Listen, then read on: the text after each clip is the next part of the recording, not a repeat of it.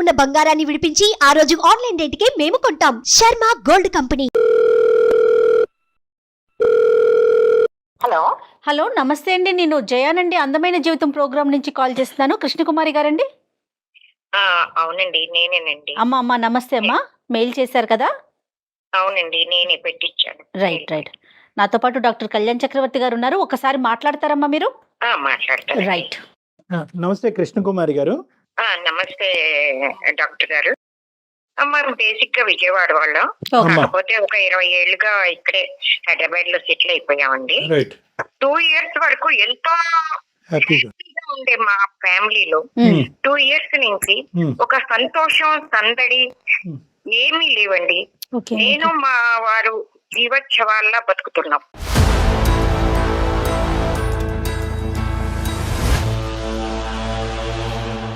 సమస్య ఏంటమ్మా? మా పెద్దమ్మాయిని ఒక అబ్బాయి ప్రేమిస్తున్నానని మోసం చేసి అబ్బాయి పెళ్లి చేసుకున్నాడండి, తీసుకెళ్ళిపోయాడు. అప్పటి నుంచి మా ఇంట్లో ఈ సంతోషం అవన్నీ కరువైపోయాయి. మా వారైతే ఇంకా చాలా బాధపడుతున్నారు, ఆరోగ్య సమస్యలు వచ్చాయి, బీపీ షుగర్ అలాంటివి. ఏం చేస్తుందమ్మా పాప? పాప డిగ్రీ చదివేదండి, డిగ్రీ చదువుతుంది. చదువు మధ్యలోనే పెళ్ళయిందా? పెళ్లి చేసేసుకుందండి అంతే. అంటే ఇంట్లోంచి వెళ్ళిపోయి మీకు చెప్ప పెట్టకుండా చేసుకుందమ్మా? చెప్పా పెట్టకుండా అంటే వాడు నన్ను టార్చర్ పెడుతున్నాడు అన్నది మాకు బిల్డప్ ఇచ్చింది డాక్టర్ గారు. అంటే ఎట్లమ్మా? అలా మమ్మల్ని అంటే మా అమ్మాయి అంటే అసలు మా వారికి చాలా ప్రాణం. అసలు ప్రాణం అంటే పంచ ప్రాణాలు. కళ్ళల్లో పెట్టుకు చూసుకునేవాళ్ళు, అతి గారాబం. అసలు అంతా ముద్దు చేసేవాళ్ళు. నేనే ఎప్పుడన్నా ఎందుకండి అంత గారం చేస్తున్నారు అని మందలించేదాన్ని, అయినా కూడా ఆయనకి చాలా ప్రాణం. ఒకసారి కాలేజీకి దింపి వస్తూ ఉండేవాళ్ళు కూడా. అలా ఆ సమయంలో ఎక్కడో అబ్బాయితో మాట్లాడడం చూశారు మా వారు. చూసి ఇంటికి వచ్చిన తర్వాత ఏమ్మా కాలేజీ బాగా నడుస్తుందా ఏంటి అని అంటే, బాగా నడుస్తాం. ఏమన్నా చెప్పాలనుకుంటున్నావా అమ్మ అంటే, ఏం లేదు నాన్న అని 2-3 సార్లు అడిగినా చెప్పకపోయింటే అప్పుడు బయటపడ్డారు. అమ్మా నేను ఎక్కడో చూశాను, ఎవరమ్మా అంటే అప్పుడు ఏడుస్తూ, ఎవరో నాన్న నన్ను రోజు ప్రేమించమని టార్చర్ పెడుతున్నాడు, ఒక 6 నెలలుగా నన్ను చాలా వేధిస్తున్నాడు, టార్చర్ పెడుతున్నాను, మీరు చెప్తే బాధపడతారని నేను చెప్పలేదు నాన్న. ఏంటమ్మా ఇంత బాధపడుతూ మాకు చెప్పకుండా ఉంటావా? అదే ఇప్పటికైనా మించిపోయింది ఏం లేదు. నాకు తెలిసిన కానిస్టేబుల్ ఉన్నాడు, నేను వాళ్ళకి చెప్పి నేను మందలించేలాగా చేస్తాను. ఆ అబ్బాయి గురించి ఎంక్వైరీ చేయగా తెలిసింది ఏంటంటే, వాడు పచ్చి తాగుబోతూ, రోడ్ సైడ్ రోమియో, ఆవారా అన్నమాట. ఉద్యోగం సద్యోగం కూడా సరిగా చెయ్యడు. ఇంటింటికి ఈ ఫుడ్ ప్యాకెట్లు వేసే స్విగ్గీదో అలాంటిదేదో చిన్న జాబ్ ఏదో ఏం చేస్తున్నాడు. పచ్చి తాగుబోతుడు కూడా. దానికి తోడు అన్ని దురలవాట్లు ఉన్నాయి ఆ అబ్బాయికి. సరే ఇది తెలిసిన తర్వాత మా వారు సరే వాళ్ళని పిలిపించి గట్టిగా మందలించి, పోలీస్ స్టేషన్ కి పిలిపించి గట్టిగా మందలించి ఎలా అయినా సరే ఈ మన అమ్మాయి వెనక పడకుండా చేద్దామని సరే వాళ్ళని కూడా పోలీస్ స్టేషన్ కి పిలిపించారు. మేము కూడా ఆ టయానికి వెళ్ళాం.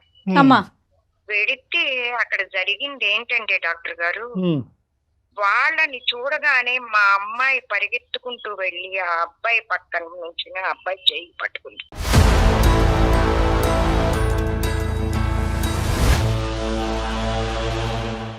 అసలు మాకు ఏం జరుగుతోంది, అసలు షాకింగ్ లో అసలు ఏం జరుగుతుందో అర్థం అవ్వలేదు. మీరేమో ఆ అమ్మాయిని కాపాడటానికి వెళ్ళారు, ఆ అమ్మాయి ఆ అబ్బాయి చెంతం చేరింది. ఏంటమ్మా అంటే, నేను ఈ అబ్బాయినే ప్రేమించాను, నేను వీడినే చేసుకుంటాను.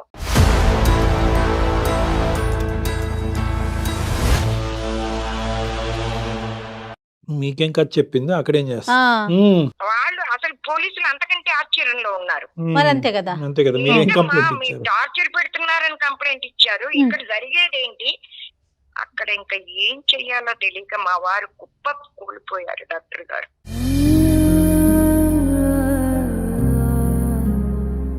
అమ్మాయి కాళ్ళు పట్టుకుని వద్దమ్మా, నా మాట వినమ్మా వినమ్మా, వెళ్ళకమ్మా, వాడిని చేసుకోకమ్మా అని బతిమాలిడం. వినలేదు డాక్టర్ గారు.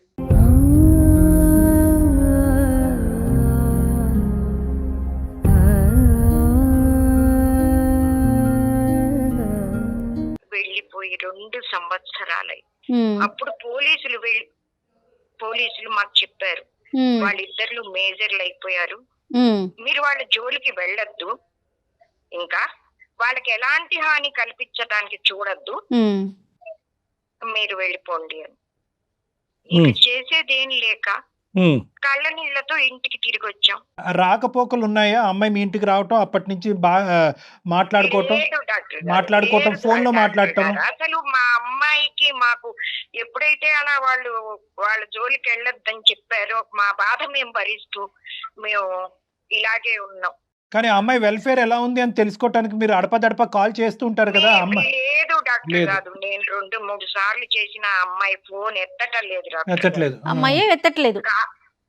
ఎత్తటలేదు, అమ్మాయి ఎత్తటలేదు. వాడు కాకపోతే తాగుబోతాడు, అక్కడ ఎలా ఈ ఉందో లోపల పరిస్థితి. ఈ మధ్యలో మీకు ఎందుకు చేశానంటే, ఇప్పుడు చెప్పండి అమ్మా. అమ్మాయి అక్కడ నరకం అనుభవిస్తోంది.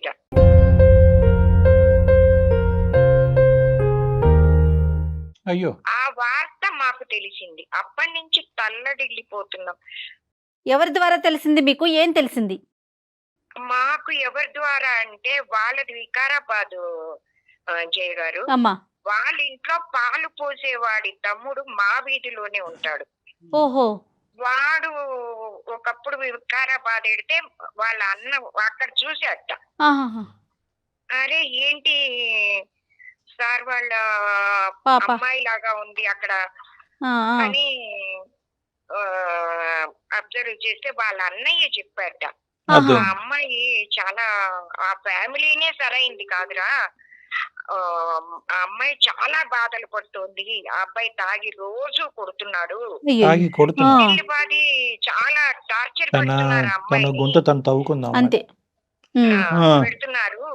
ఆ పని అమ్మాయిని కూడా మానిపించేసేసి చివరికి ఈ అమ్మాయినా? పని మనిషి లాగా చేసేసారు అమ్మాయిని.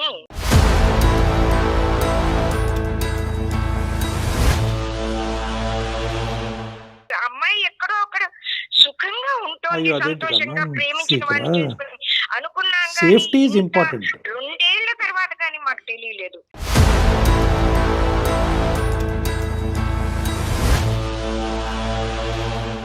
ఆ అమ్మాయి అక్కడ ఎంత బాధలు పడుతుందో చివరికి ఆ అంటే అమ్మాయి కనుక్కునే ఒంటి మీద ప్రయత్నం కూడా వాతలు చేయలే, వీళ్ళు కూడా ఉన్నాయి. వదిలేసుకున్నారు ఇంకా. అది అలా విని కాదు జయ నేను గారు, పెళ్లి చేసుకుందా లేదా అనేది తట్టుకోలేకపోతున్నాను. వేరే విషయం. అసలు ప్రాణాలతో ఉందా అమ్మాయి? అమ్మాయి ఎలా ఉంది అనేది అది, అంటే 2 సార్లు ప్రయత్నం వాళ్ళ చేశారు, అడ్రస్ తెలియదమ్మా మీకు? రాకపోయేసరికి మాకు తెలీదు ఏం డాక్టర్ తెలీదా? గారు, సరే. తెలీదు. వీళ్ళు ఆ అమ్మాయి గురించి మా పాలవాడి తమ్ముడు ఫ్యామిలీ ఉమ్. చెప్తే గానీ తెలీదు.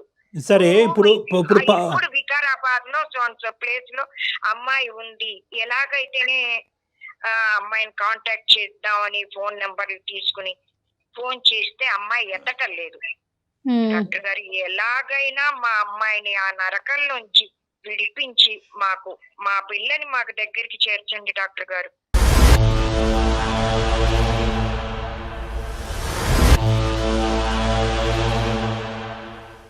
అమ్మా, ఇప్పుడు మనం ఫోన్ చేసినప్పుడు ఆ ఇంట్లో ఎవరెవరు ఉంటారో ఏమో, మరి అమ్మాయి మాట్లాడగలుగుతుందో లేదో ఏమంటారు? ప్రయత్నించి చూడండి జయ గారు. Sure sure. వీళ్ళుంటే ఎత్తుతుంది, లేకపోతే కట్ చేస్తుంది కదా. ఓకే, ఒకసారి నెంబర్ చెప్తారా? పాప పేరు 9963.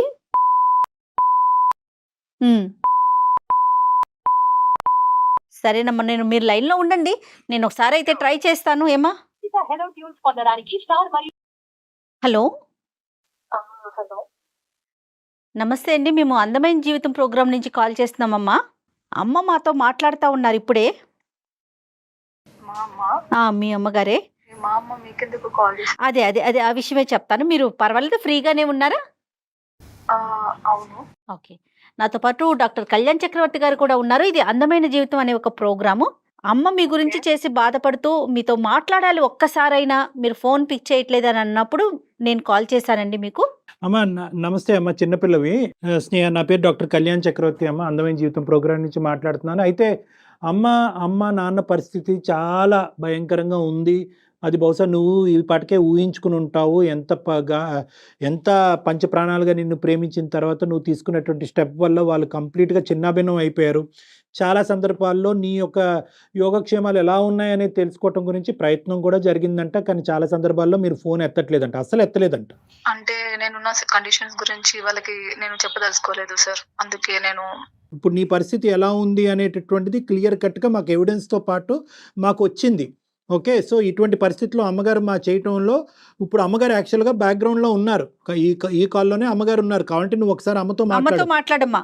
స్నేహ, అమ్మా స్నేహ తల్లి, ఎలా ఉన్నావమ్మా?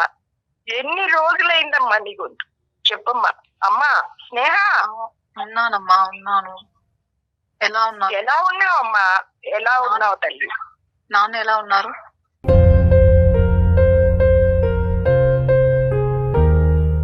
నాన్న బాగున్నారమ్మా. ఎలా ఉంటారు? ఇక నిన్ను తలుచుకుని రోజు తలవని రోజు లేదు తల్లి. ఏమ్మా నువ్వెలా ఉన్నావమ్మా? నేను బాగున్నానమ్మా. చెప్పమ్మా నిజం చెప్పమ్మా. బాగున్నావు? నేను చాలా చాలా బాగున్నానమ్మా. సీరియస్ గా నేను బాగున్నాను. లేదు చెప్పమ్మా, నిజం చెప్పమ్మా. నాకు కొంత విషయం తెలిసింది, చెప్పమ్మా. మా దగ్గర ఎందుకు తల్లి దాస్తున్నావు? నాన్న నీ కోసం తల్లడిల్లుతున్నారు తల్లి.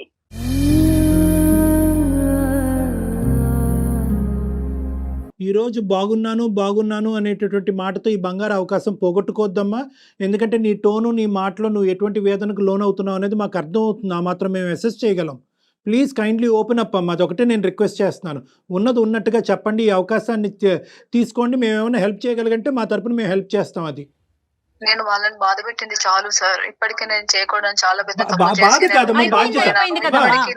వాళ్ళని బాధ పెట్టదలుచుకోలేదు. కరెక్టే, నీ పాయింట్ కరెక్టే. చాలా మంది ప్రేమించేటటువంటి ఆడపిల్లలు తల్లిదండ్రుల దగ్గర నుంచి దూరం వెళ్ళిన తర్వాత మొగుడు ఎంత క్షోభ పెట్టి ఎంత హింస పెట్టినా కూడా మళ్ళీ వెళ్ళి తల్లిదండ్రులకి ఇంకో సెకండ్ ట్రామా ఇవ్వకూడదు అనేటటువంటి ఉద్దేశంతో అదే నరకంలో ఉండిపోతారు. ఈ భాష నాకు అర్థమవుతుంది. కానీ ఈ రోజు ఆ బాధ కంటే కష్టపడ్డారు సార్. చిన్నప్పటి నుండి చాలా కష్టపడ్డారు. నేను ఇంకా కష్టపెట్టదలుచుకోలేదు. కాదమ్మా, ఇది వాళ్ళ బాధ్యత. ఇది వాళ్ళ బాధ్యత. నువ్వు సంతోషంగా కాదండి, అమ్మాయి సంతోషంగా లేనప్పుడు నువ్వు తెలిసి చేసినా తెలియకుండా చేసినా కూడా నీ తప్పుని పెద్ద మనసుతో క్షమించేటటువంటి తల్లిదండ్రులు నీ వెన్నంటూ ఉన్నారు. ఈరోజు వాళ్ళు ఒకే మాట అడుగుతున్నారు, నీ బాధని చెప్పుకో, అది మా బాధ్యతగా తీసుకుంటాము, నీకు కావలసినటువంటి సహాయ సహకారాలు మేము అందిస్తామని చెప్తున్నారు. వాళ్ళు నువ్వు చెప్పకపోవటం వల్ల వాళ్ళు సుఖపడతారని అనుకోవద్దమ్మా, వాళ్ళు ఇంకా బాధపడతారు. ఈ సస్పెన్స్ వల్ల ఆల్రెడీ 2 yearsలో వాళ్ళ ఆయుష్ చాలా వరకు తగ్గిపోయింది. నువ్వు తప్పు చేసి వెళ్ళిపోయావు అనేటటువంటి బాధ కంటే నువ్వు ఎలా ఉన్నావు, ఎందుకు ఫోన్ ఎత్తట్లేదు అనే బాధ ఎక్కువగా ఉంది వాళ్ళకి. అట్లీస్ట్ ఈ అవకాశాన్ని తీసుకుని విడమర్చి చెప్పమ్మా ప్లీజ్. తల్లి స్నేహ చెప్పమ్మా. నేను అసలు చాలా చాలా పెద్ద తప్పు చేసినానమ్మా. నేను అసలు ఇలా రాకుండా ఉండాల్సింది. ఆ రోజు నాన్న ఎంత బాధ పెట్టాను నాకు ఇప్పుడు చాలా అర్థమవుతుంది. నేను దానికి 10 ఇంతలు అనుభవిస్తున్నానమ్మా.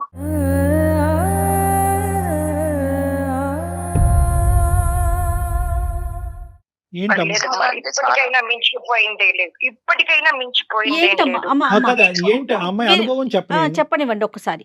ఏంటమ్మా స్నేహ? నన్ను ఒక ఖైదీ లాగా చూస్తున్నారు మ్యామ్ ఇక్కడ. నన్ను ఎట్లా అంటే అసలు తినడానికి ఫుడ్ కూడా సరిగా పెట్టారు, బయటికి వెళ్ళనివ్వరు. నన్ను ఒక జైల్లో వేసిన ఖైదీ లాగా చాలా నీచంగా చూస్తున్నారు మేడం. ఎంతమంది ఉంటారమ్మా? వాళ్ళు ఎంత మీరు మా అత్తయ్య, మామయ్య, మా వాళ్ళ ఏమంటారు ఆడపడుచు, వీళ్ళందరూ ఉంటారు మ్యామ్. ఈ అబ్బాయి ఏం చేస్తాడు? మీ హస్బెండ్ ఏం చేస్తున్నాడు? అంటే ఒక ఫుడ్ డెలివరీ దాంట్లో చేస్తాడు మ్యామ్. ఫుడ్ డెలివరీ బాయ్ గా పనిచేస్తున్నాడు. నువ్వేమైనా చేస్తున్నావు అమ్మా? సార్ నన్ను అసలు బయటికే వెళ్ళనివ్వట్లేదు. తాగుతాడా మహానుభావుడు? సార్ ఎప్పుడు తాగడు అని అడగాలి సార్. ఓహో, రివర్సా? Right, okay.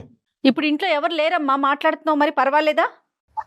సార్ అందరూ యాదగిరి గుట్ట వెళ్ళారు మ్యామ్. వెరీ గుడ్, వెళ్ళండి అని అడిగితే మా అదృష్టం బాగుంది. అవసరం లేదు అని చెప్పేసి నన్ను ఇంట్లో పెట్టి బయట నుంచి లాక్ వేసి వెళ్ళారు మ్యామ్.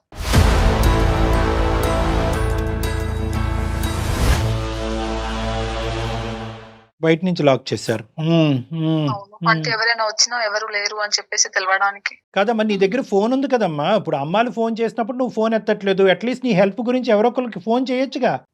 అలా కాల్ చేయొద్దని చెప్పేసి నాకు వార్నింగ్స్ ఇచ్చారు సార్. నీ ఫోన్ ఫోన్ కూడా చెక్ చేస్తారా? ఫోన్ కూడా ట్రాక్ చేస్తారు అన్నమాట. ఫోన్ చేస్తారు, ప్లస్ మళ్ళీ ఎవరు కాల్ చేశారని వచ్చినాక అడుగుతారు. ఇన్ కేస్ ఏదైనా వాళ్ళకి కొంచెం అనుమానంగా కనిపిస్తే కొడతారు.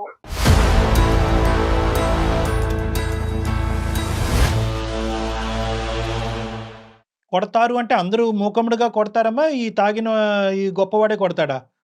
ఫస్ట్ అత్తయ్యనే ఉంటుంది సార్. బాబా. ఆవిడ కొడతాది. కన్నా. ఆ, ఆ, ఈయన చెప్పుడు మాటలు వింటూ ఈయన వాళ్ళకి సపోర్ట్ ఏమంటారు, చేస్తాడు. నేను ఒక్కదాన్నే ఉన్నాను, నేను ఎక్కడికి వెళ్ళలేను అన్న ఒక ధైర్యం తోటి వాళ్ళు నా మీద చాలా హెరాస్ చేస్తున్నారు సార్. నన్ను మెంటల్ గా ఫిజికల్ గా చాలా టార్చర్ చేస్తున్నారు.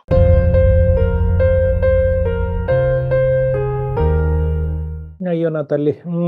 మరి నీకు అర్థమవుతా ఉంది కదమ్మా వాళ్ళు టార్చర్ చేస్తున్నారని. నీ చేతిలో ఫోన్ ఉంది. చెప్పు, ఈ రోజుల్లో కూడా ఇంతగా భయపడి ఆలోచిస్తున్నావా? ఒక అడుగు ముందుకు వెయ్యొద్దు.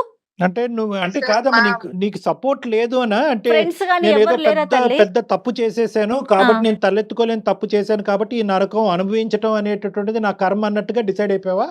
సార్ నేను ఆ రోజు ఇప్పుడు నేను అంటే మేబీ పేరెంట్స్ ని ఒప్పించి చేసుకొని ఉంటే నాకు అందరిది సపోర్ట్ ఉంటుండే కావచ్చు. బట్ నేను మా నాన్నకి నేను ఎదురించి అసలు ఆయనకి అనుకోని విధంగా నేను చేసి ఇక్కడికి రావడం అనేది నేను చేసిన తప్పే అమ్మా, కదా సార్. ఇంకా ఫ్యామిలీలో నీ కజిన్స్ గానీ నీ ఫ్రెండ్స్ గానీ ఎవరితో కూడా నువ్వు మాట్లాడే అవకాశం లేదా తల్లి వచ్చేసినాక? మ్యామ్ ఫోన్ ఉండదు మ్యామ్. ఇది కూడా ఎందుకు అంటే ఏదన్నా అసలు ఫోనే లేదు. ఏం ఎవరైనా చేస్తుంది? వచ్చినా ఎలా ఏదైనా కమ్యూనికేట్ చేస్తుంది? దేనికన్నా కన్వీనియంట్ గా ఉండాలని చెప్పేసి ఈ రోజు మొబైల్ ఇచ్చారు, కానీ ఇది కూడా ఉండదు మ్యామ్.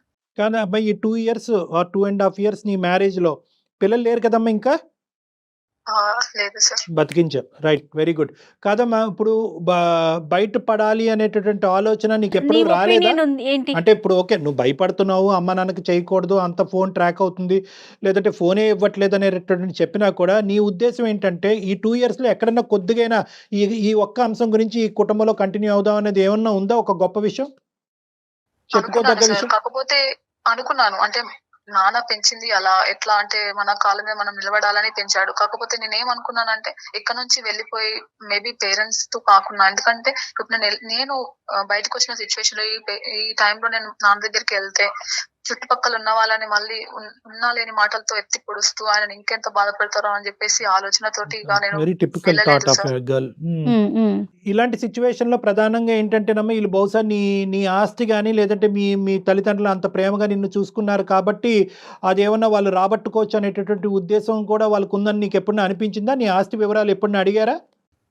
లేదు సార్. అంటే నేను బయటికి వచ్చేటప్పుడే చెప్పాను, నేను నా ఇంటి నుంచి నేను ఒక్క రూపాయి కూడా I am తీసుకున్నాను coming అంటే empty. తన నాతోటి ఎట్లా ఉండేవాడు అంటే మొదట్లో అసలు నేను లేకుంటే బతకను, అదేలేండి. చనిపోతాను, నన్ను మీద చూపించే కేరింగ్ ఈ డ్రామాలన్నీ ఉంటాయి. యాక్చువల్ గా అవన్నీ నేను అసలు ఎంత ఎక్స్పెక్ట్ చేయలేదు సార్. నేను అసలు వచ్చిన నెక్స్ట్ సెకండ్ డేనే నేను అన్ని చూసేసాను. ఇదే డైలాగ్ నేను 20 years బట్టి వింటూనే ఉన్నాను. ఎక్స్పెక్ట్ చేయలేదండి, పెళ్ళైన తర్వాత మారిపోయాడు. మా అత్తగారు ఇలా ఉంటుందని తెలీదు, అత్తగారు ఇలా ఉంది.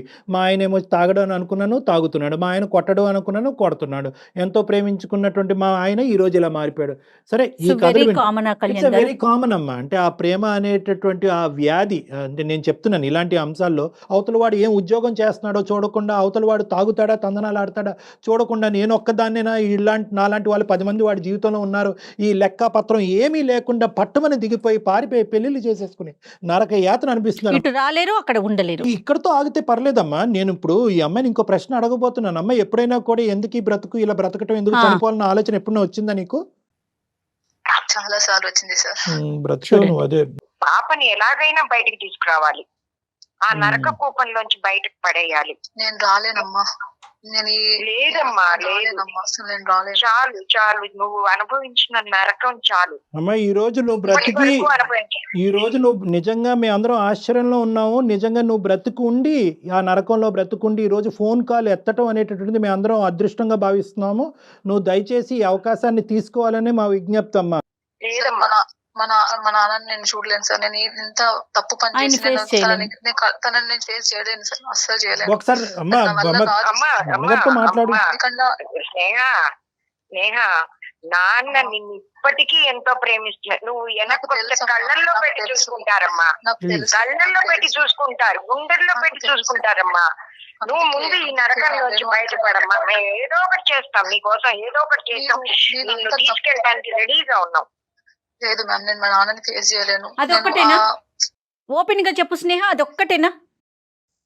మ్యామ్, ఒక పెళ్ళైన అమ్మాయి బయటకు వస్తే అసలు ఇలా ఈ లోకం ఎలా మాట్లాడుతుంది మ్యామ్? అది కూడా నేను ఎంత తప్పు పని చేసి ఇట్లా వెళ్ళిపోయి ఏం లోకం మళ్ళీ అమ్మా, ఇంకా ఏ ఎవరి లోకం తల్లి, నువ్వు లోకం పెళ్లి అమ్మా? చేసుకున్న రోజే అయిపోయింది కదా, అది ఏది అలా? వదిలేసే. ఆ లోకాన్ని నీ బయట ఉన్న తాళం కప్పని తీమను.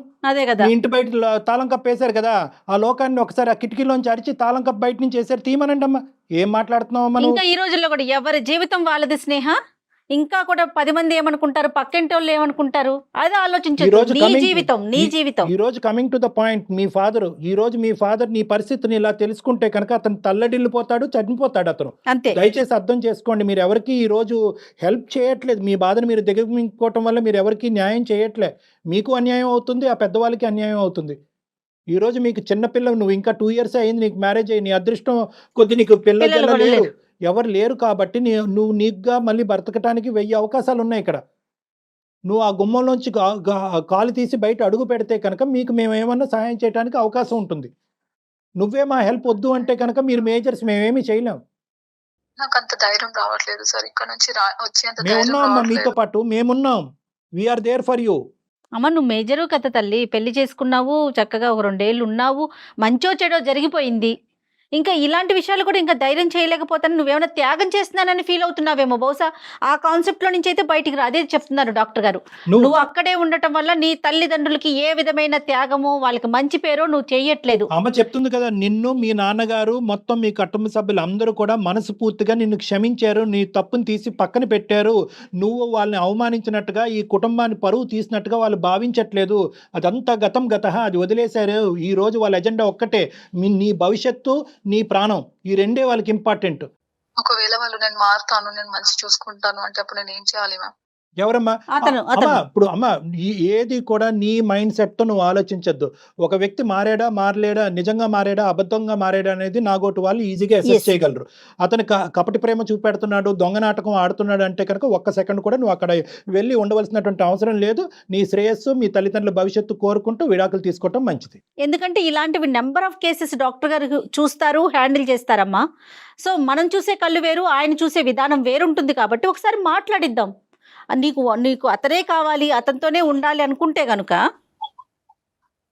ఏదైనా మన దాకా వస్తేనే తెలుస్తుంది మ్యామ్. ఎస్, ఏదైనా నువ్వు ఒక స్టెప్ వేయాలి స్నేహ. స్నేహ, నువ్వు ధైర్యంగా బయటకు వస్తానంటే మేము ఇక్కడి నుంచి ఏదో ఒకటి చేసి మేము తీసుకెళ్ళిపోతాం. మాకు నిన్ను సుఖంగా చూడాలన్నదే మా తాపత్రయం. మీ నాన్న ఏమీ అనరు. ఇప్పటికీ ఏ తప్పు చేసినా తల్లిదండ్రులు పట్టించుకోరమ్మా.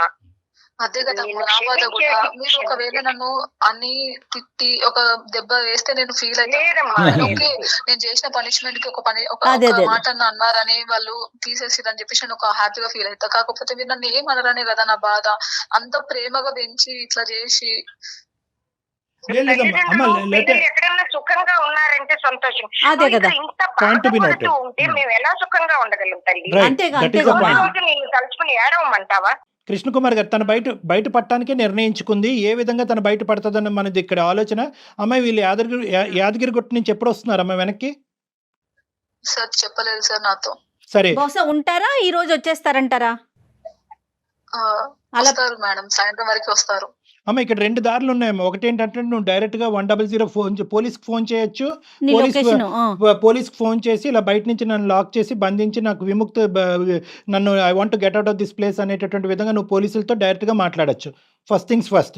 లేదు, నన్ను అంత అగ్రెసివ్ స్టెప్ తీసుకోవాలన్న ఆలోచన నాకు లేదు, పోలీసుల వరకు వెళ్ళటం ఇష్టం లేదు, ఫస్ట్ నేను నా పుట్టింటికి వెళ్తాననే ఆలోచన ఉంటే కనుక ఈ క్షణమే మీ అమ్మ నాన్న అక్కడికి వస్తారు.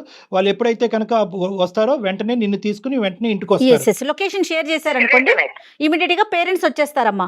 ఓకే మ్యామ్, నేను సెకండ్ స్టెప్ తీసుకుంటాను, నేను ఫస్ట్ స్టెప్ తీసుకోలేను. Okay right. Okay, okay okay, అందు గురించే నేను కూడా లెస్ సటిల్ సొల్యూషన్ కింద చెప్తున్నానమ్మా.